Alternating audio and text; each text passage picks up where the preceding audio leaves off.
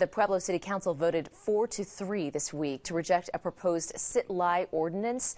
Many business owners downtown are wondering what will happen next. The ordinance would have made it illegal to sit or lie down on sidewalks and other city property during certain hours. KRDO News Channel 13 Scott Harrison is live in downtown Pueblo tonight, where he spoke with merchants about their concerns. Scott.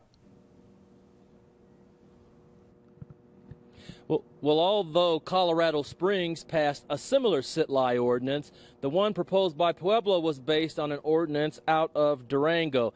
That's what we were told earlier this evening. Now, the close vote to reject that proposal, however, reflects a division here about how much enforcement should be directed towards people who may be experiencing homelessness through no fault of their own and affecting businesses in the area.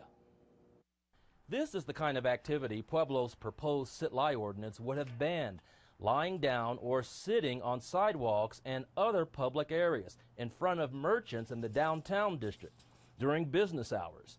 The City Council's vote against the ordinance came just before 10:30 Monday night. There's one thing about being homeless, and then there's a whole other thing about being disrespectful to other people's property. This ordinance doesn't help anything. It doesn't do anything to solve the problem. Several business owners spoke for and against the ordinance before the vote. The general manager of Brew's Ale House says he feels for the people who would have been targeted, but he supported it. And I was in favor, not in any fashion to, to criminalize these folks for being in the position that they're in, but in favor of it in the sense that maybe passing this, we could find a way as a community to, help relocate these folks. Ryan Campbell says that he has had to install gates around the restaurant to prohibit behavior that could discourage customers.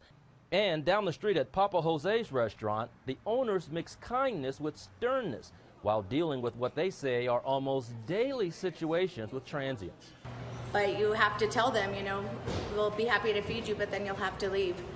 A lot of times they stay and they loiter and they want to sit down at the tables and ask our customers for money. So everyone here is now anticipating the next step in solving this problem. However, tonight, no one's quite sure what that next step is. We're live in downtown Pueblo. Scott Harrison, KRDO News Channel 13.